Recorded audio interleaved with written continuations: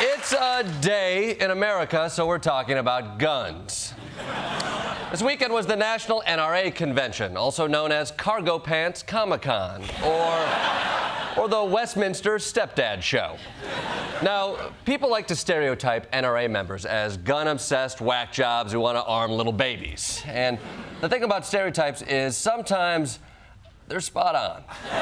I've got 3 kids, 2 son-in-laws, and did you know that I'm also a grandmother? Not just once, but twice. Have 2 beautiful grandchildren. Little Miss Addie, who is almost 2, and Branch, who's just a few months old. Now, Addie, who, soon will need them, I want to reassure you, she already has a shotgun and she already has a rifle. And she's got a little pony named Sparkles, too, so the girl is set up. Wow. That's the Governor of South Dakota bragging about her 2-year-old granddaughter owning guns. Bold. When my kid was little, I was covering outlets, locking cabinets, and cutting grapes in half because they might be a choking hazard. Kristi Noem is like, here's a shotgun, you're on watch tonight, 6 separate Tyrannus. Look, I know liberals and conservatives don't agree on much, but can we agree that you should not own a gun if you don't know how to poop in a potty?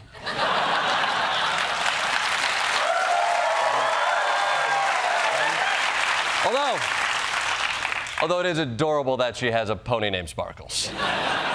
In fact, if you'll excuse me for a second, I need to address Sparkles directly. Sparkles, this will not end well for you.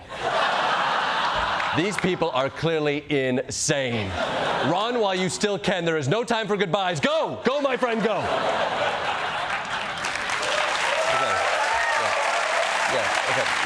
Look.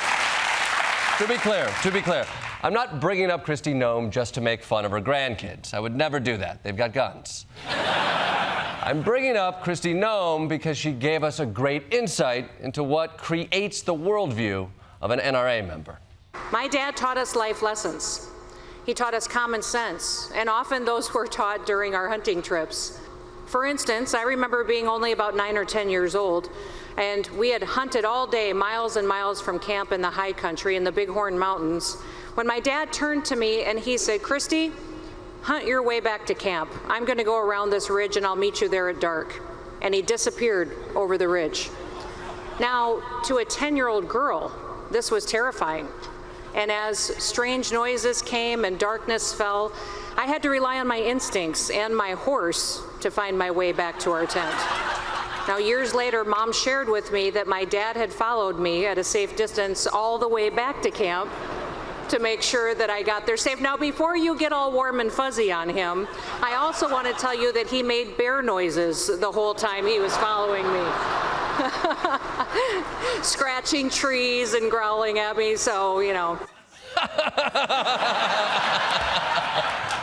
What an adorable story about alcoholism. Excuse me 1 second. Seriously, Sparkles, this family is nuts. Get out of there. Trust no one. 6 separate Tyrannus. Okay, but the real purpose of an NRA convention isn't to tell fun family stories of childhood abandonment. No. It's to explain why all the gun violence of the last year had nothing to do with guns. In the past, they blamed video games, rap music, and for a brief period in the 90s, the Rachel. It can be anything. Well, not anything. It can't be guns, but anything else. And this year was no different. You want to do something, you can ban social media and kids under the age of 15 or 16 before you take guns away. This is a mental health problem. It's undiagnosed mental health. The motivations of the trans activists. This is a cultural problem. Bring back the family. This is a spiritual problem. The American media. Genetically engineered cannabis. Weed? Really? When I get high, the only thing I want to massacre is a bag of Funyuns.